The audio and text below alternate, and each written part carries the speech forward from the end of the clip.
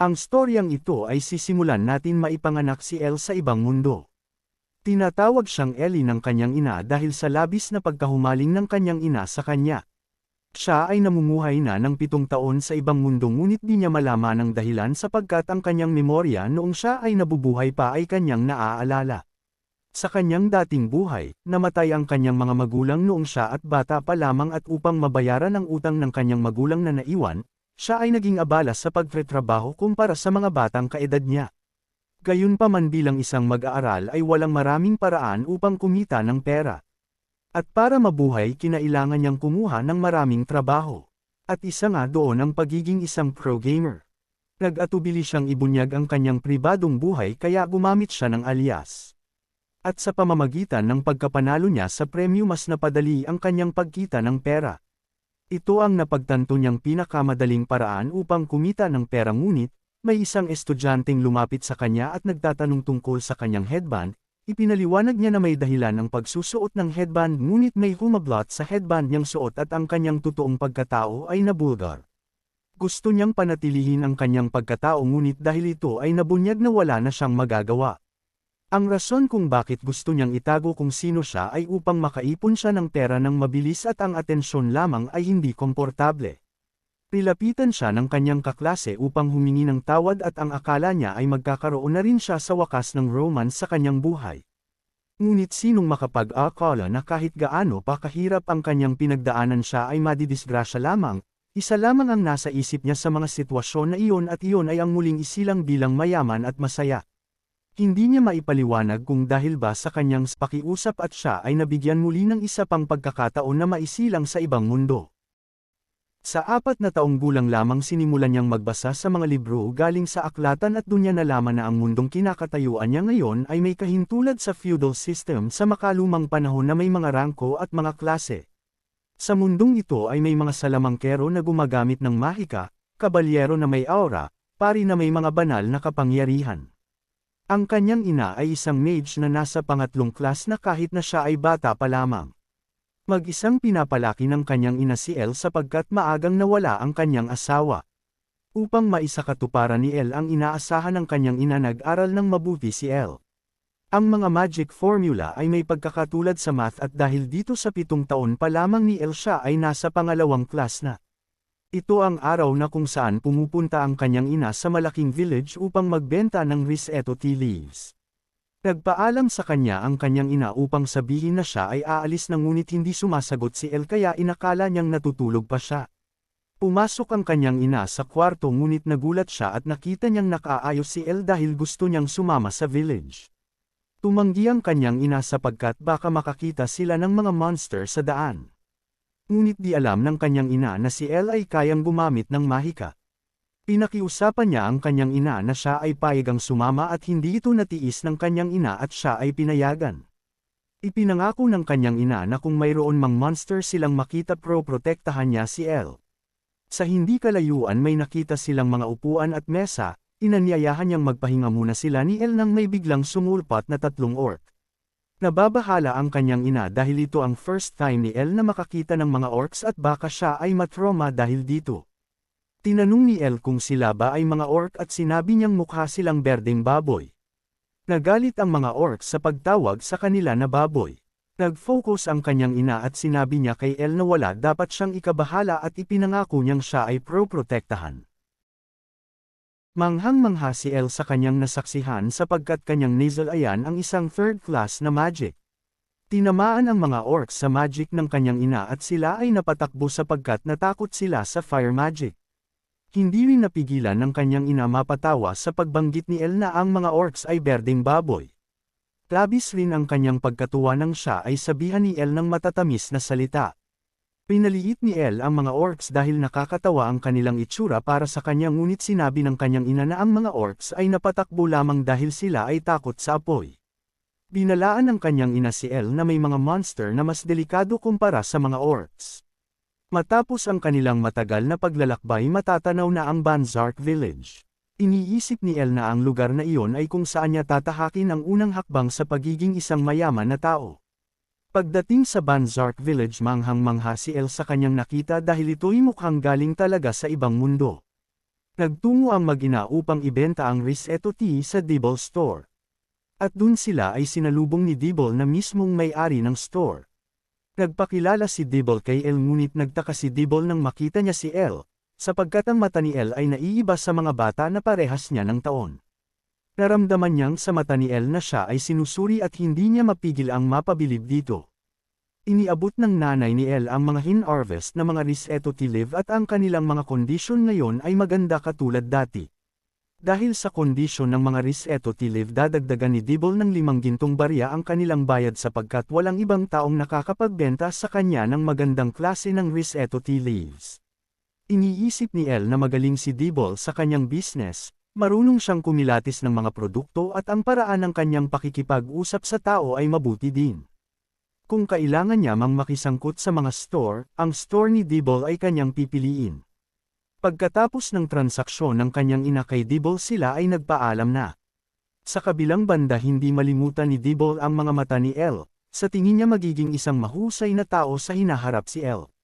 Ang sunod na patutunguhan ng mag-ina ay sa Mages Tower upang ibenta ang kanyang mga mana stones na may mga runes na nakasulat. Ang mga mana stone ay tumutulong kahit kanino upang mapadali ang paggamit nila ng magic. Isang beses mo lang ito pwedeng gamitin at mahirap ang produksyon nito, kaya naman ang halaga ng mana stone ay napakamahal.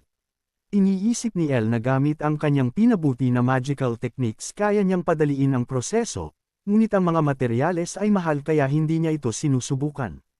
Nagtaka si El nang sabihin ng kanyang ina na sa Magic Tower ay may ibinibenta silang mga magic materials at grimoire. Dahil sa Mages Tower maaari kang kumuha ng 9th class grimoires na hindi mo maaabot sa village. Ang grimoires ay umaabot hanggang 10th class ngunit ang pinakamataas na rangko ng mage sa kontinente ay nasa 9th class lamang at sa buong kasaysayan sinasabi na wala pang nakatungtong sa 10th class. Kaking gulat naman ni El nang kanya itong malaman, pinaplano niyang lumaki kaagad at mamuhay ng masaya kasama ang kanyang ina ngunit ang kanyang mga plano ay mababago. Dali-dali ngang kinulit ni El ang kanyang ina upang bumili ng mga 8th at 9th class na grimoires. Pagpasok nila sa Banzark's Mage Tower, bumungad sa kanila ang Vice Master ng tower. Iniabot ng ina ni El ang Mana Stone sa Vice Master. Sinuri ng Vice Master ang Mana Stone na kanilang dala at sinabi niyang ang kasanayan ni Silver ay humuhusay. Sa bandang gilid napansin ng Vice Master si El at nagtaka siya kung sino ito. Si El ay may hawig sa kanyang ina na si Silver kaya naman di mate at tago ang kanyang kagwapuhan na nakuha niya sa kanyang ina. Ipinakilala naman ng Vice Master ang kanyang anak na si Gedrick. Siya ay 12 gulang na ngunit siya ay isa ng first class na. Inutusan siya ng kanyang ama na pakitaan sila ng energy ball. Namangha si Silver sa ipinamalas ni Gedrick dahil sa taon niyang iyon ay nasa first class na siya. Hinawakan ng Vice Master ang kamay ni Silver at ito ay kanyang inanyayahan na mapasa kanya. Sinabi nito na kung si Silver ay mapapasa kanya ang kanilang mga anak ay magiging katulad ni Gedrick. Agad-agaran naman itong tinanggihan ni Silver at sinabi naman ng Vice Master na wag niya masyadong seryosohin at biro lamang daw iyon. Hindi na mapigilan ni El ang kanyang galit, nakikita niya ang Vice Master na sa pilitang ipinipilit ang kanyang sarili kay Silver. Hindi niya pinaplano na ipakita ang kanyang kakayahan ngunit hindi na niya mapigilan ang sarili at kanyang isinigaw na kaya niya rin gumawa ng energy bolt. Kaking pagkagulat ng Vice Master at ni Gedrick nang marinig nila eto. Nilapitan ni Silver si El at tinanong kung anong ibig sabihin niya. Sinabi niyang hindi nagsisinungaling ang El niya kaya bakit niya ito nasabi.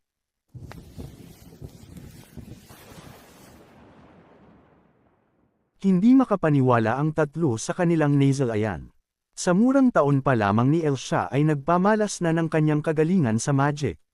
Niyakap ni Silver ang kanyak anak at sinabihan niyang ang galing-galing niya.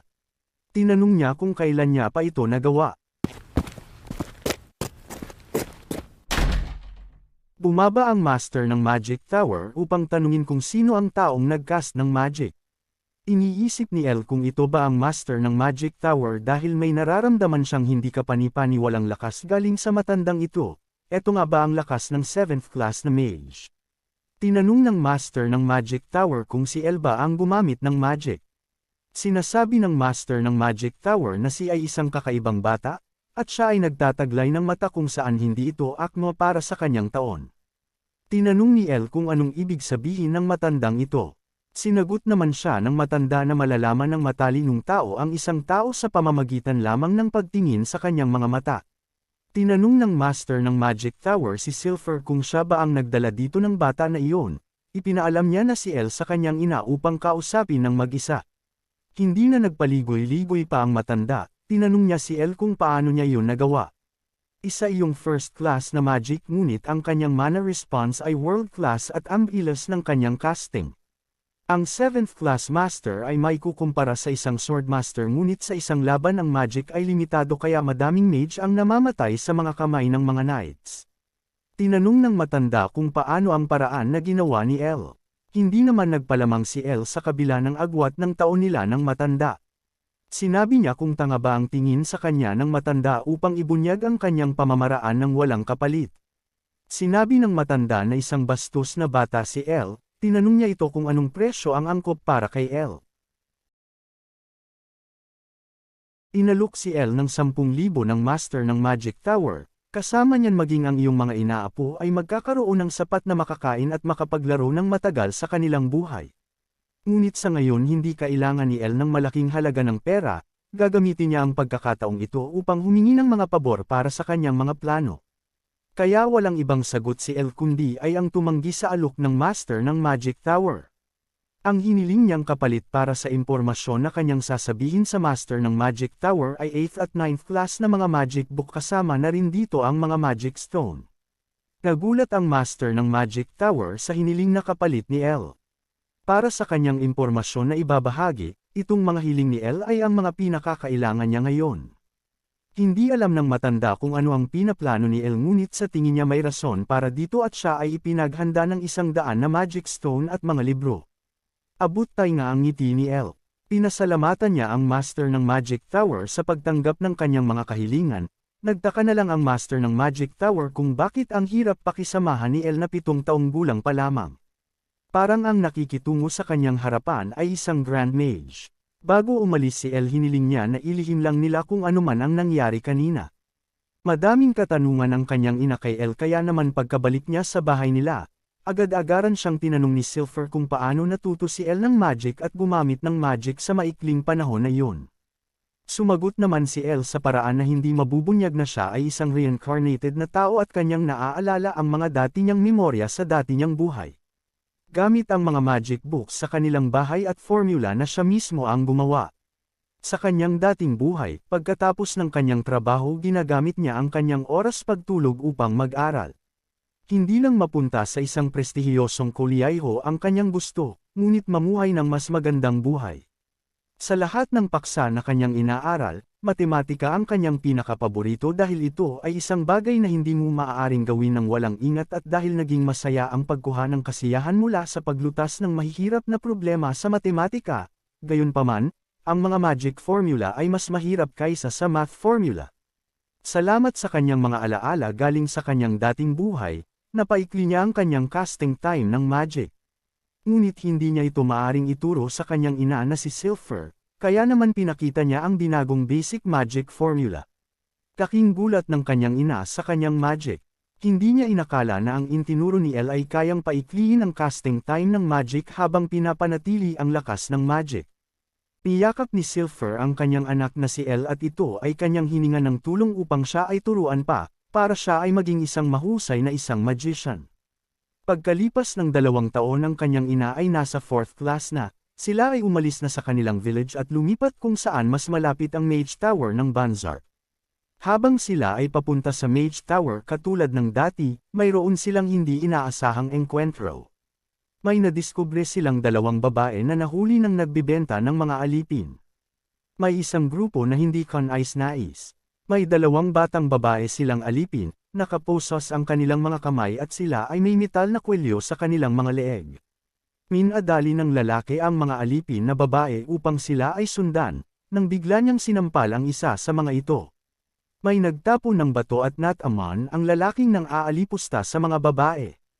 Makikitang si Elle ang nagtapo ng batong ito at sila ay kanyang sinabihan kung ano sa tingin nila ang kanilang ginagawa sa mga babae na iyon. Tinanong nga mga nagbebenta ng mga alipin sila El at sinabihan na wag silang nakikialam sa trabaho ng iba. Ang ina ni El na si Silver ay isang tao na kung saan hindi niya kayang palagpasin ang mga pangyayaring ito pagkatapos niya itong makita, kanyang pinatabi si El at sinabihan na hindi gumagana ang mga salita sa mga taong ganito. Napatakbo na lang ang mga taong ito sa magic ng mag-ina. Tinanong nila ang dalawang babae na nahuli ng mga nagtitinda ng mga alipin kung okay lang sila. Hindi maisip ng kanyang ina na kaya ng tao gumawa ng ganitong kasakiman sa kapwa nila tao. Sinabihan ni El na okay na ang lahat at kanyang iniabot ang kanyang mga kamay sa dalawang babae, hindi na napigilan ng dalawang babae ang kanilang mga luha. Gusto man hanapin nila El ang mga pamilya ng dalawang babae ngunit pagkatapos nilang marinig ang mga kwento ng dalawang babae na wala na silang bahay na uuwian pa, sinabi ni Silver na maaring makituloy ang dalawang babae sa kanila. Pagkatapos ng mga pangyayaring iyon, pumasok si Serena sa kwarto ni El upang siya ay gisingin. Nagcast siya ng magic na may anyong ibon. Bumilib si El sa magic ni Serena. Nag-improve ang magic ni Serena sa maikling panahon lamang at ang kanyang wind magic na may anyong ibon ay sobrang astig. Nagtratrabaho si Serena buong araw at nag-aaral ng magic kay El kaya naman tinanong ni El kung hindi ba siya pagod. Sumagot naman si Serena na sa umpisa lang mahirap, ngunit napagtanto niya na masaya pala mag-aral ng magic hindi na ito nakakapagod. Inanyayahan ni Serena na bumaba na si El. Lumipas na ang panahon si El ay 12 taong gulang na. Tinanong ni El si Serena kung nasa labas na naman si Kina. Sumagot naman si Serena na si Kina ay napapadalas na ang paglabas-labas, dumating na si Kina galing sa labas. Binati ni El si Kina ng magandang umaga at ito ay kanyang tinanong kung kamusta naman ang kanyang sword training. Nag-umaapaw ang kanyang lakas habang kanyang pinagpapatuloy ang kanyang sword training at ito ay masaya wika niya. Tinanong niya si El kung okay lang sa kanya gusto niyang ipakita ang progreso ng kanyang nagawa sa kanyang sword training. Tumanggi naman si El dito na sa susunod na lang kapag sila ay nasa labas. Si Kina ay parehas ng taon kay El at si Serena naman ay mas matanda ng 2 taon kay El. Galing sa murang edad sila ay nakahiwalay na sa labas ng mundo kaya naman inakala ni El na ang dalawang babae ay mahihirapan mag-adjust, gayunpaman maayos silang naka-adjust sa kasalukuyan nilang pamumuhay. Silang dalawa ay parehong tinuturuan ni El, si Serena ay may talento sa magic at nakamit nito ang first class na. Si Kina naman ay may pambihirang athleticism at siya ay tinuturuan sa paggamit ng espada. Nakakaluwag naman na pareho silang sumusunod ng maayos ang nasa isip ni El. Dumating ang ina ni El na si Silver at hindi naman may kakailan na si Silver ay masaya. Kaya naman tinanong ito ni El kung mayroon bang nangyaring maganda para umasta ng ganun kasaya ang kanyang ina sa umaga. Sinabi naman ni Silver na siya na ay nasa 5th class na kahapon at agad naman siyang binati ng mga bata.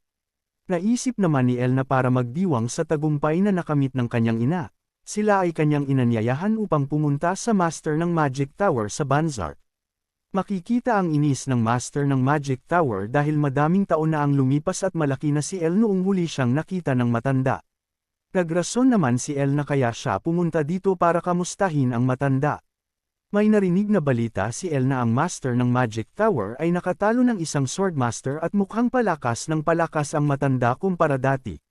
Sinabi naman ng matanda na dahil ito sa itinuro na magic formula ni El at sila ay kanyang inanyayahang umupo. Tinanong ni Silver si El kung bakit sila pumunta dito sa Magic Tower, at kung may rason ba para pumunta dito. Nagtaka din ang matanda, bakit nga ba pumunta sina El sa Magic Tower upang hanapin siya. Ipinakita ni El ang kanyang imbensyon. Hindi makapaniwala ang matanda sa kanyang nakikita.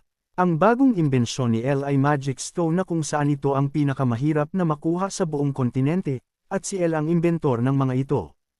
Ang imbensyon ni El na ito ay kayang humawak ng mana katumbas ng mataas na klase ng Mana Stone. Ngunit di tulad ng Mana Stone na hindi na maaring magamit pagkatapos ng ilang taon na paggamit dito ito ay maaaring ma-charge sa 3 araw at maaaring magamit ng 10 beses. Maaaring ito ang rason kung bakit may mga taong pinapadala galing sa iba't ibang mga kontinente na umaaligid sa bahay nila El. Nagulat naman si Silver nang marinig niya ito galing kay El, buti na lang wala pa gaanong nangyayari. At iniisip niya na baka ang Master ng Magic Tower ng Banzark ay interesado dito. Sinabi naman ng matanda na parang matanda si Elle na nasa katawang ng bata, tinanong niya naman kung ano ang gusto ni Elle sa kanya. May 4 na ihihiling si Elle.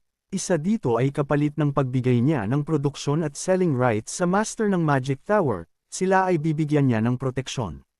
Dahil kung may Mage Tower na kilala ang nagmamay-ari neto, ang ibang tao ay hindi na magtatangka pa at maliligtas sila Elle sa mga kapahamakan na maidudulot nito. Pangalawa, humihiling si Elle na siya ay bigyan ng master ng Magic Tower ng mga libro ukol sa magic at sword skill. Kailangan niya ng mga libro pa dahil parehong mahusay sina Serena at Kayna. Kung mga libro man madami ang master ng Magic Tower kaya naman kunin lang nila ang kanilang mga gusto. Pangatlo, magmungkahi ang matanda ng magandang bahay panuluyan, ang kanyang ina ay isang 5th class master na kaya naman gusto itong ipaghanda ni Elle, gusto niya ng maluho na bakasyon kasama ang kanyang pamilya na walang gumagambala sa kanila. Hindi naman mapigilan mapaluha ni Silver sa ipinamalas na kabaitan ni Elle. Tinanong ng matanda si Elle kung ano ang kanyang kahilingan. Makikita ang pagiging seryoso ni Elle batay sa kanyang mga mata. Gusto niyang makakuha ng Golem Production Book. Nagtaka naman ang matanda sa kanyang kahilingan, hindi mo ba alam na hindi ka makakagawa ng golem kung wala kang blueprint, wika niya. Sumagot naman si Elle na siya lamang ay interesado dito. Pero para mangyari ang kanyang mga pinaplano kailangan niya ng mga golem. 4 na taon na ang nakalipas. Makikitang may mga kaina-hinalang mga tao sa harap ng bahay nila Elle. Nagtataka sila dahil walang mga magic traps, iniisip nila na masyadong nagtitiwala sila Elle sa Banzart Mages Tower kaya naman nakababa ang kanilang mga gwardya. Inaakala nila na magiging mahirap ang misyon na ito dahil inutusan sila na dalhin sila ng walang galos, kung maglaban sila man ay papatayin na lang nila sila na parang mga assassin. Nagulat sila at si Elle ay nasa kanilang tabi na pala at ang kanyang mga golem na ginawa ay nasa kanilang likuran. Para sa mga hindi perpektong mga golem sila ay malakas at maliksi. Kaya naman simula nang makakuha ng Golem Production Book si Elle galing sa tower humiwalay muna siya at kanyang tinuunan ng pansin ang paggawa ng golem at dahil dito mayroon siyang mga golem na magagamit bilang gwardya ngunit malayo pa ito sa kanyang mga ninanais. Binura niya ang mga marka ng mga dugo sa labas ng kanilang bahay. Ito ay pwede na para hindi ito makita ng kanyang ina at Serena at Kayna. Binati ni Elle si Serena at pinasalamatan siya sa pagluto ng umagan. Wala naman daw problema, tutal masaya naman daw magluto, wika ni Serena. Samantala si Kayna ay galing na naman sa kanyang training. Nagpapasalamat naman si Elle at wala pa ring bago kina Serena at Kayna ngunit ang kanyang ina ay hindi makita kung saan. Makikita si Silver sa labas na nagpre-practice ng kanyang magic. Ang kanyang magic ay nawawalan na ng control at kung hindi niya ito mako-control, siya ay mabibigo sa kanyang magic. Iyon nga ang nangyari, nabigo si Silver sa kanyang magic at siya ay napaluhod sa lupa. Tinawag ni Elle ang kanyang ina upang kumain sapagkat si Serena ay nakaluto na. Humingi naman ng tawad si Silver sa kanila dahil gusto niya pang mag-practice ng magic. Sinasabi naman ni Elle na hindi kailangan ni Silver na huwag masyadong magtrabaho at siya ay magaling na. Ngunit gusto ni Silver na makatungtong na siya 6th class. Nagulat naman si Elle sa reaksyon ng kanyang ina, hindi niya alam ang nangyayari at bakit ganun na lang ang kanyang ikinikilo. Noong nabubuhay pa si Elle sa Earth bilang isang pro gamer, mayroon siyang method upang mapataas ang kanyang focus. Gusto man niya itong itago ngunit kung ito ay makakatulong sa kanyang ina ito ay hindi niya ipagkakait. Binanggit niya ang hypograstic breathing. Nagtaka ang tatlong ito kung ano yon. Ang hypograstic breathing ay isang klase ng breathing method kung saan fino-focus mo ang iyong consciousness sa isang pressure point ilang sentimetro sa ibaba ng iyong puso, huminga gamit ang iyong ilong at i-release ang mga hangin sa iyong katawan gamit ang bibig. At kung ito ay kanilang matututunan, mas mapapadali ang kanilang paghakot ng enerhiya at sila ay mapalakas. Dali-dali naman itong sinubukan ng tatlo. Hindi nagtagumpay ang dalawa na sina Serena at Kayna sa paggawa nito. Si Silver ay nagsisimula ng magtagumpay sa breathing method, ang mga mana ay simula ng nagtitipon malapit sa kanya. Pinakikiramdaman niya ito, ang mana ay dahan-dahan na tumatagos papasok sa kanyang katawan at ang kanyang magic ay lumalaki. Ni isang beses ito ay kanyang hindi naramdaman, iniisip niya kung gaano kagaling si Elle at ito ay kanyang natutunan ng walang tumulong sa kanya. Si Elle ay genius at dahil dito gustong maging malakas ng kanyang ina upang makagawa ng mas maganda na kapaligiran para sa kanya at makabalik sa lugar na iyon. Ang mana ay dahan-dahan na nagtitipon at ito ay umaagos sa katawan ni Silver. Ito ay nakapapambihirang lakas hindi tulad ng dati, ang lahat ng enerhiya ay natipon at ang kanyang lakas ay napalakas. Binati ng tatlo si Silver sa kanyang tagumpay, dahil sa paraan na ito ang pagiging 6th class master ay malapit ng makamit. Nagpasalamat naman si Elle at ang kanyang ina ay bumalik na sa dati. Iniisip niya kung makakahanap rin ba siya ng clue para makatungtong sa ibang class tulad ng kanyang ina.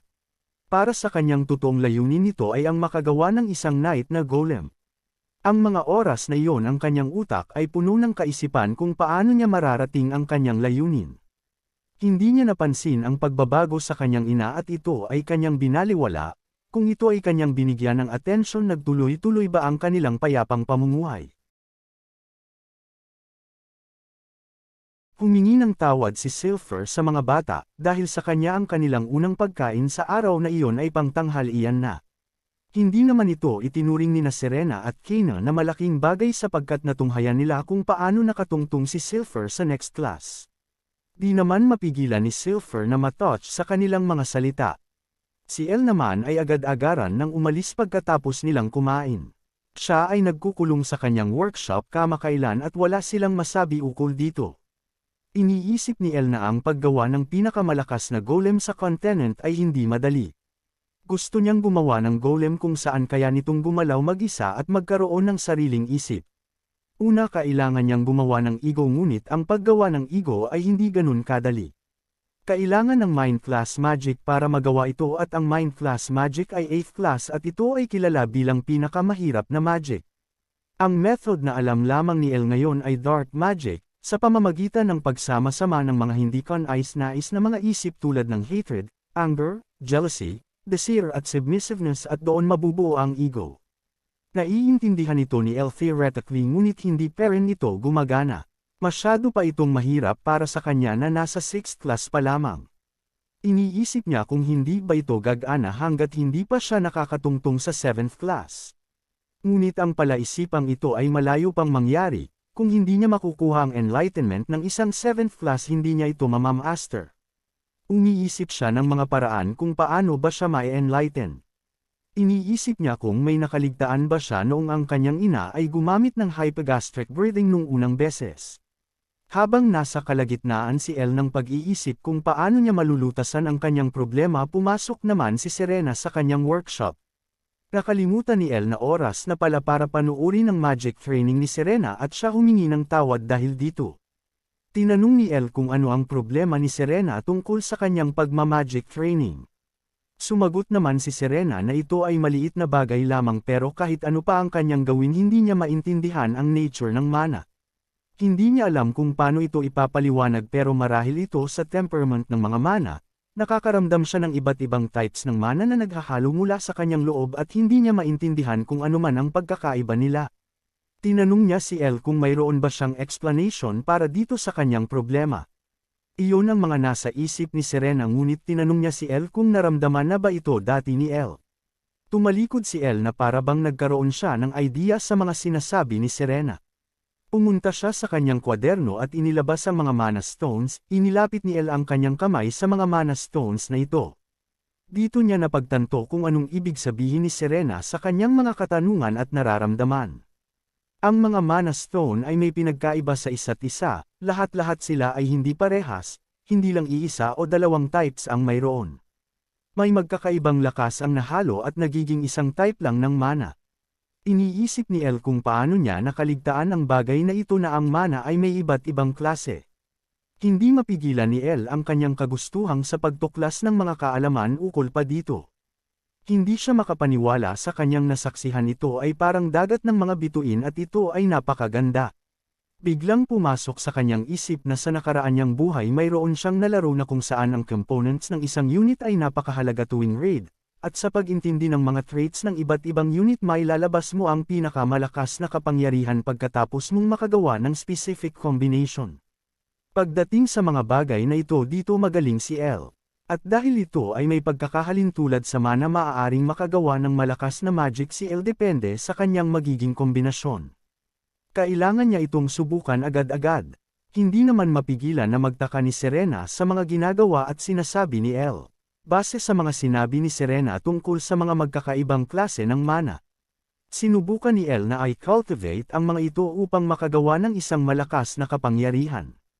Sa sobrang lakas naman ng kapangyarihang ito hindi mapigilan na siya ay madalas sa lakas nito. Pinakalma niya ang kanyang sarili at ibinuhos ang kanyang concentration sa hypograstic breathing. Hindi magiging madali ang pagtungtong sa 7th class ngunit ginawa ni El ang kanyang makakaya, hindi ito hinayaan ni El na siya ay hadlangan ng mga pagsubok na ito para sa kanyang mga plano. Matatagpuan si El na nakahiga na sa sahig pagkatapos ng kanyang pagsubok upang makatungtong sa 7th class. Tinanong niya si Serena kung bakit daw siya nasa sahig na nakahiga at kung ano ang nangyari. Ipinaliwanag ni Serena na biglang may pagbagso ng hangin at biglang natumba si El sa sahig. Hindi mapigil ang mag-alala ni Serena nang ito ay kanyang matunghayan dahil hindi sumasagot si El sa mga sigaw ni Serena. Sinabi naman ni El na siya ay okay lang nang biglang mapansin niya na natamo na niya ang kanyang plano, nakatungtong na siya sa 7th class. Agad-agad naman niyang pinasalamatan si Serena dahil dito. Dahil sa information galing kay Serena na may mga iba't ibang klase pala ang mana. Iniisip ni Serena na nakatungtong na naman sa mas mataas na class si El. Hindi niya mapigil ang mamangha kay El dahil sa ipinakita ni El na pagpupursigi. Tinanong ni Serena si El kung anong level na ba ng magic ang na-master ni El dahil may nararamdaman siyang kapangyarihan na mas higit pa kay Silver. Sumagot naman si El na kanila itong ilihim. Sa wakas, makakapunta na sa next stage si El sa paggawa ng kanyang golem, hindi na ito malayo sa katotohanan. Ang pinakamalas na night golem sa kontinente. Sa labas ng bahay makikita si Silver na nakaupo sa isang bato. Iniisip niya na ang kanilang tinutuluyan na bahay ay napakaganda ngunit kailangan na nilang umalis dito. Si El ay magiging 17 na at kailangang gumawa ng desisyon ng kanyang ina na si Silver. Habang umiiyak tumingin si Silver sa litrato ng kanyang asawa na si Rayon at humiling na kanyang protektahan ang kanilang anak na si El. Tila ba nakatutok si El sa isang seryosong bagay nang bigla siyang sumigaw na tapos na ito. Siya pala ay nagluluto ng kanilang umagon. Nagustuhan naman ng tatlo ang luto ni El para sa kanila. Sinabi naman ni Silver na gusto niyang siya ang maghanda para sa pagdiriwang ng ika-17 taon ni El.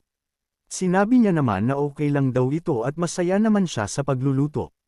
Pero sa kanyang nakaraang buhay siya ay namuhay ng mag-isa kaya naman nasanay na rin siya na siya ang nagluluto para sa kanyang pagkain.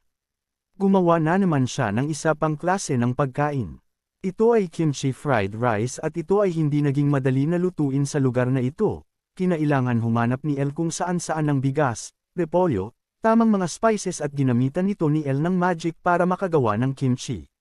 Nagtaka naman siya kung ano ang magiging reaksyon ng tatlo dito. Mabuti naman at ito ay kanilang nagustuhan. Abot tainga naman ang ngiti ni El nang kanyang makita ang kanilang mga reaksyon sa pagkain ng kanyang pagkain. Sinabi naman ng tatlo na kahit ito ay may pagkamaalang ito ay masarap, agad naman silang humingi ng isa pang serving nito. Habang naghuhugas ng plato si El siya naman ay nilapitan ni Silver at sila ay may kailangang pag-usapan. Hindi mapigil ang magtaka ni El kung ano ang nais sabihin ng kanyang ina dahil ang mukha ni Silver ay seryoso. Pagdating nila sa isang kwarto, napaisip si El kung ano ang gustong sabihin ng kanyang ina sa kanya, marahil ito ay isang mabigat na discussion kaya naman walang imak ang kanyang ina. Sinimulan ni Silver magsalita, sinabi niya kay El na may mga bagay siyang hindi sinasabi. Ito ay tungkol sa kanyang nakaraan at ang kanyang itay. Ngayong siya ay matanda na, sa tingin ni Silver ito ay tamang panahon na para ito ay sabihin kay El. Si Silver ay ang anak na babae ni Marquis Einhart family galing sa Bleard Empire. Ang buo niyang pangalan ay Silver von Einhart. Nagulat naman si El sa sinabi ng kanyang ina. Sa 100 na nation sa kontinente ang Bleard Empire ay isa sa mga 5 pinakamalakas na factions. Ang Marquis Einhart family ay isang mage family kung saan sila ay kilala sa pagkakaroon ng hindi mabilang sa dami ng magagaling na mage. Si Marquis Einhart ay sinasabing malapit na makatungtong sa 8th class at ang kanyang anak naman ay may pinanghahawakang lakas sa Empire bilang isang 7th class. Kung mayroon mang matatawag na elite family, ito ay ang Einhart family. Sa totoo lang matagal nang nagtataka si Elle, ang kwintas na suot ng kanyang ina ay isang artifact na kung saan ito ay maaari lamang magawa ng isang 7th class na mage o mas mataas pa. Ang lahat ng libro sa kanilang bahay ay mahirap makuha para sa isang mahirap lamang na pamilya, maliban na lang kung sila ay noble o kaya mage na galing sa isang kilalang pamilya. Kinuwento naman ni Silver ang kanyang buhay dati. Nawala ang kanyang ina 4 na araw ang nakalipas pagkatapos maisilang ni Silver. Siya ay pinalaki sa piling ng kanyang nakatataas na kapatid at tatay niyang strikto. Nang siya ay maging isang 7 taong gulang, na-engaged siya sa prinsipe ng Bleared Empire, ngunit gusto ni Silver ng kalayaan. Ayaw niyang magpapigil sa kanyang mga gustong gawin, gusto niya lamang mamuhay ayon sa gusto niya. At iyon ang mga oras kung saan nakilala niya si Rayon Luvius at siya ay napamahal dito. Si Rayon Luvius ay isang mage ng kanilang pamilya ngunit hindi siya magaling at hindi rin kagwapuhan pero siya ang taong hinayaan si Silver mangarap ng kalayaan. Sinasabi niya na kailangan mas magtiwala si Silver sa kanyang kakayahan. Pagkatungtong ni Silver sa 16 na taon siya ay may papakasal na sa prinsipe ng Bleared Empire. Ngunit nagdesisyon siyang magtanan kasama ni Rayon, sa wakas makakamit niya na rin ang kanyang pangarap na maging malaya. Kahit na sila ay hinahabol ng Einhart family, si Silver ay masaya sapagkat kapiling niya si Rayon. Ngunit hindi tumagal ang kanyang mga masasayang araw, pagkalipas ng 1 taon sila ay nahuli. Ikinulong sila ng Einhart family nang magkahiwalay. Binisita ni Marquis Einhart si Silver at tinanong kung hanggang kailan balak manatiling ganyan ni Silver. Ganun na lang ba ang kanyang pagmamahal sa lalaking iyon upang takasan ang kanilang pamilya? Nagbanta naman si Silver na kung hindi nila papakawalan si Rayon siya ay magpapakamatay. Sinabi naman ng Marquis na bagay silang dalawa dahil pareho silang nag-aalala para sa isa't isa. Bigla siyang pumayag na papakawalan si Rayon, sinabi niya naman kay Silver na gagawin niya ito dahil mahalagang parte ng pamilya si Silver para sa kanya. Sa labas ng kulungan si Rayon at Silver ay nagkita na. Agad namang humingi ng tawad si Silver kay Rayon, sinabi niyang kung hindi dahil sa kanya, hindi ito mararanasan ni Rayon. Hindi naman mapigil ang mag-alala ni Rayon, sapagkat ang kanyang pagkakaalam para makalaya kailangan maiwan ni Silver. Ngunit nagpasalamat si Silver kay Rayon dahil sa kanya namuhay ng malaya si Silver kahit na ito ay panandalian lamang. Kaya naman, nagmakaawa siya kay Rayon na umalis sa lugar na ito at mamuhay siya ng masaya dahil hindi kayang mamuhay ni Silver kung saan wala si Rayon. Hinawakan ni Rayon ang mga kamay ni Silver at sinabihan na kahit sila ay magkahiwalay, anumang mangyari silang dalawa ay magkakasama habang buhay. Nang may biglang gumamit ng espada at pinugutan ng ulo si Rayon. Gulat na gulat si Silver sa pangyayaring kanyang nasisilayan sa kanyang harapan. Sinabi ng Marquis Einhart na tinupad niya ang kanilang usapan ni Silver. Pinakawalan niya si Rayon sa sakit at hinayaan niyang magpaalam si Silver bago nila siya patayin dahil alam niyang mahal na mahal ni Silver si Rayon. At dahil dito dapat daw magpasalamat si Silver sa kabaitang ginawa ng Marquis Einhart. Napaluhod na lang at napaiyak si Silver sa mga pangyayaring iyon. Hindi sila pinatawad ng Marquis Einhart dahil sa pagsira nila ng engagement sa prinsipe at dahil dinumihan nila ang pangalan ng kanilang pamilya. Pinalayas si Silver sa kanila para sa reputasyon ng kanilang pamilya at hinayaan siya ng kanyang tatay na manirahan sa ibang lugar. Sinabihan siya na bumalik lamang kapag siya ay nasa 6th class na. Ngunit ang mga oras na iyon ang nasa isip lamang ni Silver ay kung paano niya tatapusin ang kanyang buhay. Pero doon niya nalaman na buntis siya. Ipinagbubuntis niya si Elle sa mga oras na iyon, at iyon ay isa sa mga pinakamaliligayang araw ni Silver. Iniisip niya na kailangan niyang gawing masaya ang buhay ni Elle. Gustong ibigay ni Silver ang lahat ng mabubuting bagay sa mundo at iyon naman ang dahilan kung bakit siya namumuhay. Sinabi niya kay Elle na binabalak niyang ipagpatuloy ang paggamit ng apelyidong Einhart. Ngayong 6th class na si Silver, maaari na siyang tanggapin pabalik ng kanyang pamilya. Ang lugar na iyon ay ang pinakamagandang lugar kung saan para matuto ang isang mage. Sinabi ni Silver na ibibigay niya itong oportunidad kay Elle kung babalik siya doon. Kaya naman inanyayahan niya si Elle na sila ay bumalik na. Ngayong si Silver ay nasa 6th class na, maaari na siyang kumuha ng title dito. Tinanong niya kung bakit pa kailangang bumalik sa pamilyang Einhart, hindi maintindihan ang rason kung bakit gusto ng kanyang ina na bumalik pa sa masamang pamilya na iyon. Ang aristocracy ay iba ang traito sa nation na ito at ang Bleard Empire na pinakamalakas na nation sa kontinenteng ito. At ang Marquis Einhart family ay may pagkakahalintulad sa level ng royal family. Gusto lamang ni Silver na mamuhay si Elle sa kanyang potential sa pinakamagandang environment na maaaring maibigay ni Silver.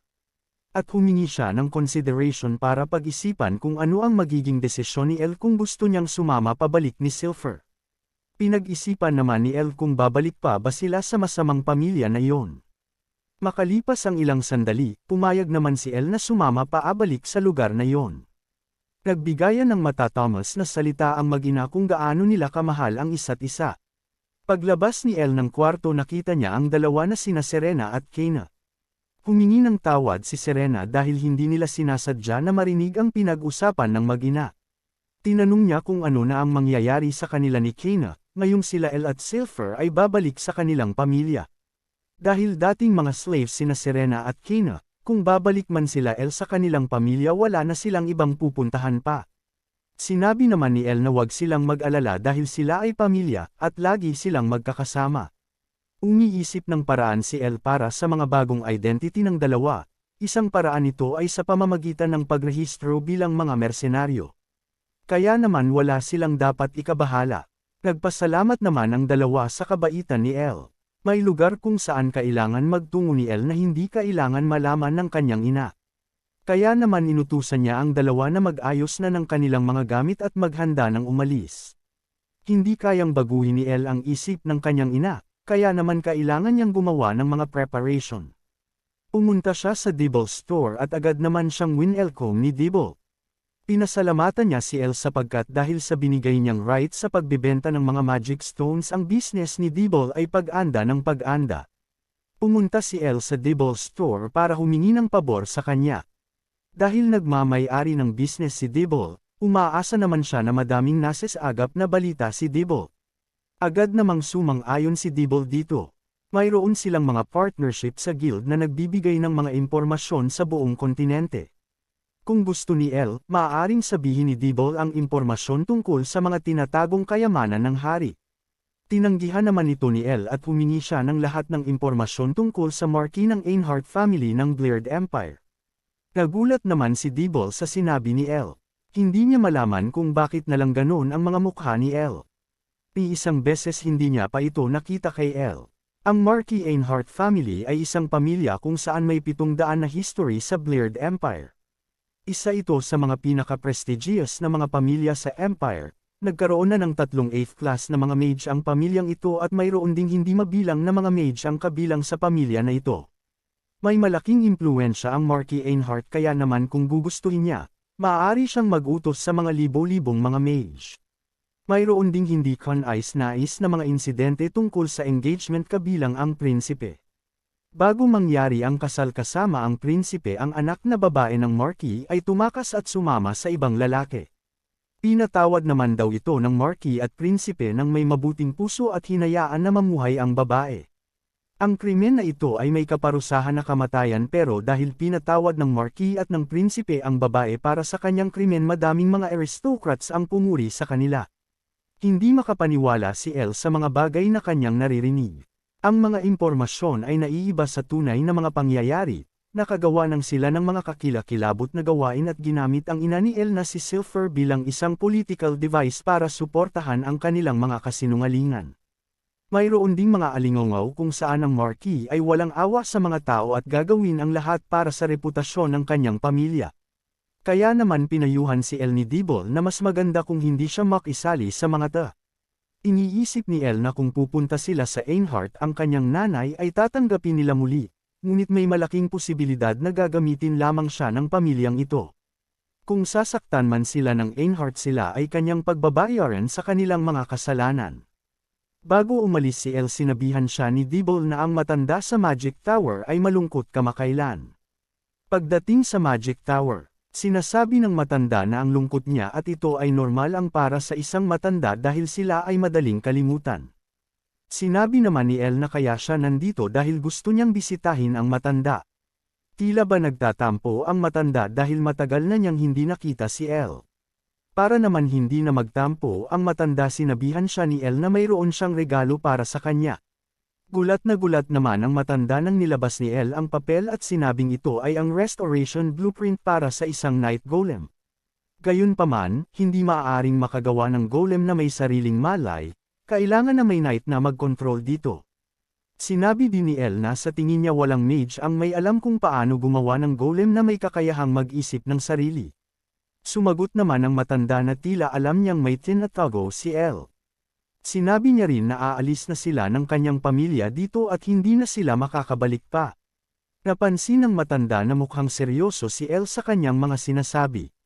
Pinayagan siya ng matanda at sinabi na gamit ang kanyang talento, alam niyang makakagawa ng sariling pangalan si Elle sa kontinenteng ito balang araw. Sigurado ang matanda na makakatanggap siya ng mga balita kahit saan man mapadpad si Elle. Pinasalamatan naman ni Elle ang matanda para sa lahat ng bagay. Pinangako niya naman na babalik siya ulit para bisitahin ang matanda. Ngayong nakapag-polem na si Elle, sisimulan na niya ang kanyang huling preparation. Nag-summon siya ng Night Golem at sinabing Awaken Golden Knight. Binati naman siya ng may liege ng Golden Knight. Mayroon kaunting pagkukulang dahil hindi siya naglagay ng pinakamahusay na ego. Sinabihan niya na mayroon siyang ipapagawa sa Golden Knight mamaya-maya lang at pinapunta niya muna ito sa kanyang pocket plane. Sinabi naman ng Golden Knight na siya ay maghihintay at dumiretso na sa pocket plane. Ang bunga ng kanyang mga paghihirap sa pagpupursigi tungkol sa magic ay nakahanda na at sana hindi dumating ang araw na kung saan makikita niya ang lakas nito. Pagkatapos ng lahat ng ito, handa na si Elle para sa kanilang pupuntahan. Sa bahay ng Marquis Einhart, nag-uusap ang mag-ama na ang investigasyon ng Magic Stone ay kumpleto na. Nakalikom ito ng madaming pera habang sila ay iniiwasan, sabi ng anak na lalaki ng Marquis. Nang biglang sumigaw ang Marquis na nahanap na niya ang pinagmulan ng mga Magic Stone na ito.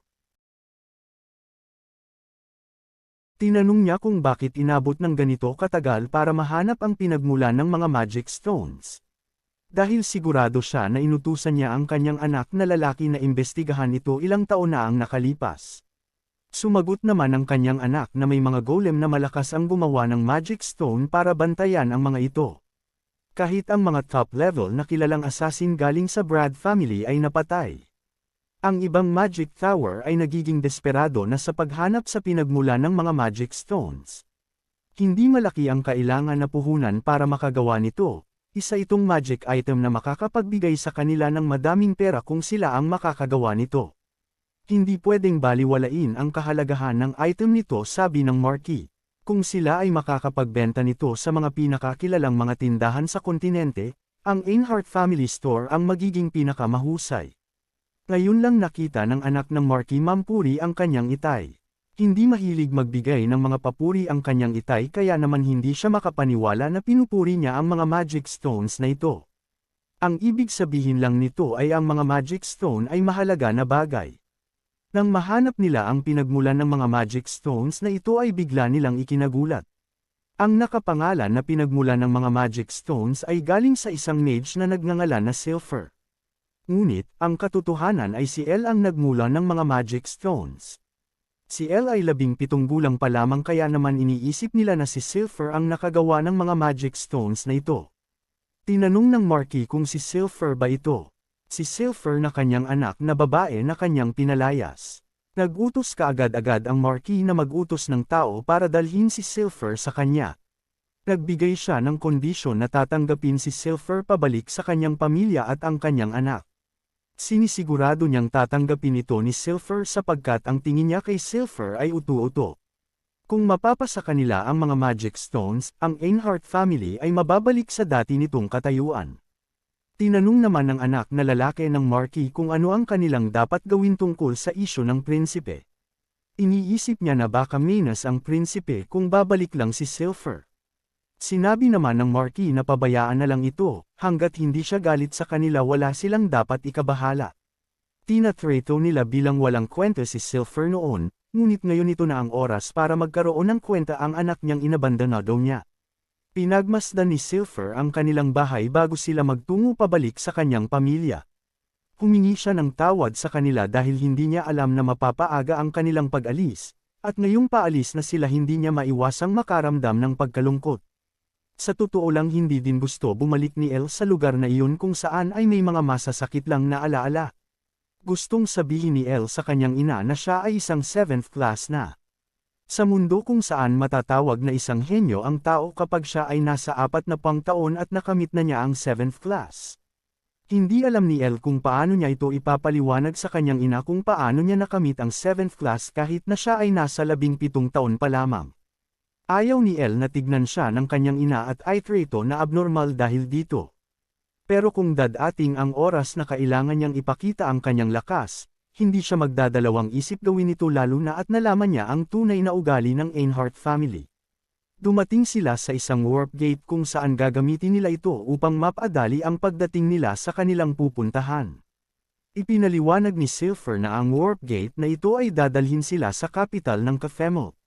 Tinanong niya sa nagbabantay ng warp gate kung magkano ang bayad papunta sa Cafemel kung 4 na tao ang gagamit nito. Pag-alit na sumagot ang bantay na 200 gold isang tao kaya naman magiging 800 gold lahat ang kanilang babayaran. Nagulat sila sa presyo ng warp gate papunta sa Cafemel. Hinawakan ng bantay ang kamay ni Silver at ipinaliwanag na ang kadalasang gumagamit lamang ng mga warp gate ay ang mga nobles o kaya naman ang mga tao lang na mayayaman. Sinabihan niyang magsilayas sila kung hindi nila kayang magbayad. Bigla namang sumugod si Kena sa bantay na ito at pinagbantaan na wag niyang hahawakan ang kanyang pamilya. Nagulat sina Elle, Serena at Silver sa pangyayaring ito nang biglang may sumigaw na sila ay magsitigil. Hindi niya alam na magdudulot ng gulo ang pansamantalang pumalit sa kanya na bantay ng warp gate, at humingi siya ng tawad sa kanila. Tinanong niya naman kung sila ba ay patungo sa Cafemel. Inaabot ng kalahating taon na paglalakad galing dito papunta sa Blurred Empire kaya naman ang kanilang babayaran ay aabuti ng 400 gold. At kung higit sa 4 naman ang maglalakbay, mayroong diswento kaya ang babayaran na lang nila ay 360 gold.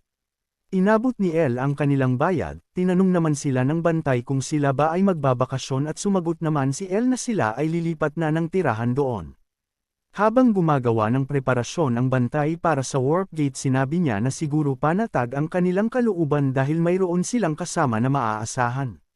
Pagkatapos ng preparasyon, pinapunta sila sa Magic Circle at nagpaalam na ang bantay.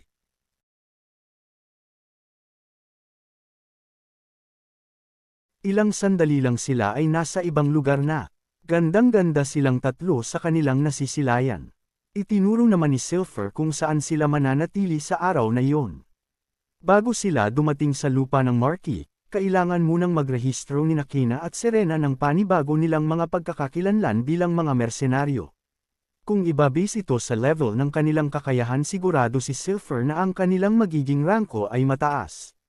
Pinag-ayos niya ang tatlo dahil sila ay lalabas at sasamahan sila ni Silver upang tignan ang mga tanawin sa labas. Nang biglang may tumawag sa pangalan ni Silver. Ito ay ang prinsipe na kung saan dati siyang engaged. Sinabi ng prinsipe na sa wakas nakita niya rin ulit si Silver pagkatapos mapolyos ni Silver ng kanyang ama dahil sa pagtakas kasama ang ibang lalaki. Pagkatapos ng madaming imbestigasyon base sa impormasyon na nasagap ni Elle sa Dibble Store, noong madakip ang kanyang ina pagkatapos tumakas sa kanilang pamilya. Ang kanyang itay ay pinaslang at ito ay utos ng prinsipe. Naginhawaan naman ang prinsipe nang nakita niya si Silver na nasa mabuting kalagayan at sinabi na walang dapat ikabahala si Silver dahil ang kanilang paghihiwalay ay dahil sa hindi magandang pangyayari. Gayunpaman, masaya siya dahil nakita niya ulit si Silver. Tinanong niya kung sino ang mga batang kasama ni Silver. Sinabi naman ni Silver na di niya alam kung paano niya ito ipapaliwanag. Ibinulong naman ni Kena na mukhang hindi naman masamang tao ang prinsipe na ito. Sa mga mata ni Elle ay hindi siya maloloko ng mga pekeng galaw ng prinsipe. Ang prinsipe lamang ay nagsusuot ng mask upang takpan ang kanyang mga motibo. Iniisip ng prinsipe na maganda parent si Silver tulad ng dati. Nasa 30 taon na si Silver ngunit siya parent ay kaakit-akit. Siya ay ang pinakamaganda sa paningin ng prinsipe at nababagay siyang maging babae ng prinsipe. Kahit anong mangyari gustong mapasakamay ng prinsipe si Silver. Nakikita ni Elle kung ano ang mga masasamang pinaplano ng prinsipe na ito pagkatapos niyang makatungtong sa 7th class. Bigla namang sumagot si Elle kung kilala ng prinsipe ang kanyang ina at ipinakilala niya ang kanyang sarili bilang anak ni Silver.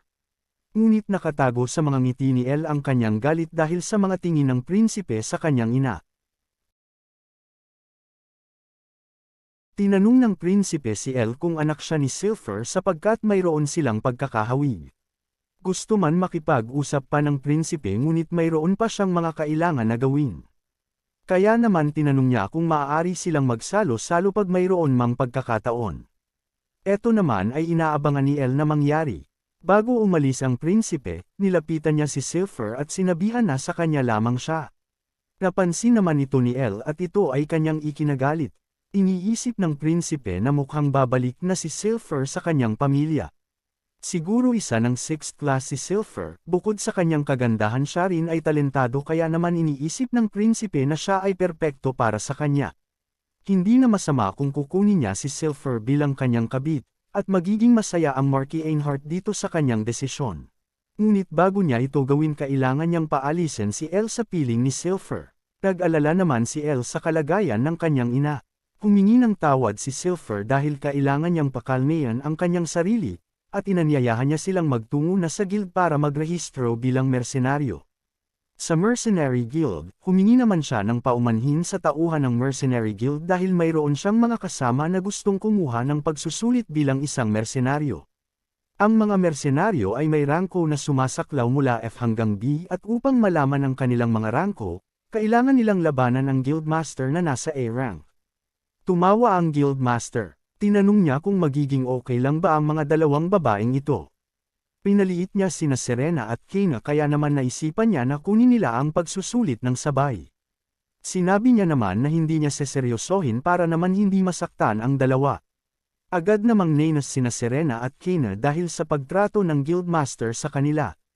Sinabi ng Guildmaster na maaari silang umatake kahit kailan nila gusto, at ibigay nila ang buo nilang lakas. Tinanong naman nina Serena at Kayna kung sigurado ang Guildmaster sa kanyang mga sinasabi. Wala naman silang dapat ikabahala dahil hindi daw siya magagalit. Sinimulan nilang atakihin ang Guildmaster at ito naman ay agad-agaran nilang natalo ng ganun kadali. Habang iniinda ng Guildmaster ang sakit, inanunsyo niya na sila Serena at Kayna ay pasado bilang mersenaryo at sila ay B rank. Binati naman ni Elle ang dalawa, at nakamit nila ang pinakamataas na rangko. Gamaan naman ang loob ni Serena sa kanilang resulta. Tinanong naman ni Kayna si Silver kung sapat na ba ito na patunay na kaya nila siyang protektahan. Hindi napansin ni Silver ang kanilang mga sinasabi dahil iniisip niya pa rin ang mga nangyari kanina dahil sa prinsipe. Nang mapansin naman niya na tinatawag siya nina Serena at Kayna, sinabi niya na ang galing nilang dalawa at maganda ang kanilang ginawa. Hindi naman maiwasang mag-alala ni Elle sa mga ikinikilos ni Silver. Sa kanilang tinutuluyan, iniisip ni Silver na hanggang ngayon hindi pa rin nagbabago ang prinsipe.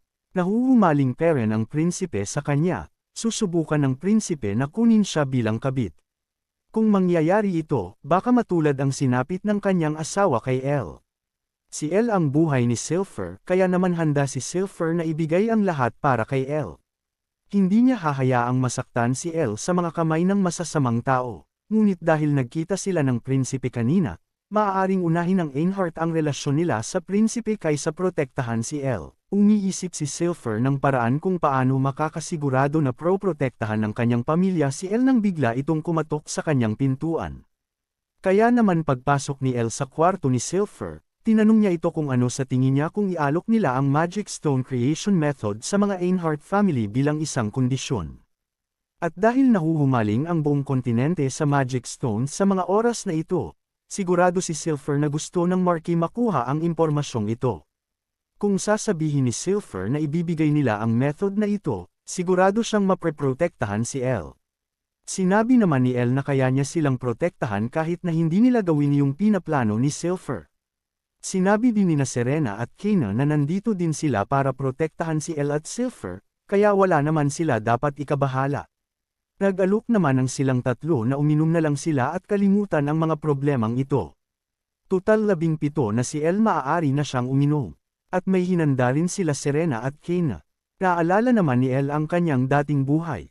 Ang kanyang magulang ay namatay noong bata pa lamang siya kaya naman hindi niya nasubukan na uminom kasama sila. Sa buhay na ito si Elle ay lumakas ng mas mabilis kumpara sa iba gamit ang kanyang sariling sikap lang. At sa buhay na ito, sinisigurado niya na gagawin niya ang lahat ng bagay para kay Silver na hindi niya nagawa sa kanyang mga dating magulang. Kaya naman kung mayroon mang susubok na sirain ang kanilang kaligayahan, hindi niya ito papatawarin. Sumagot naman ang Golden Knight na tinatanggap niya ang utos ng kanyang master. Nakatingin si Elle sa labas at hinihiling na sana lumipas ang araw na ito nang walang problema. Sa Einhart Residence, bilibang 3 sa laki ng residence ng mga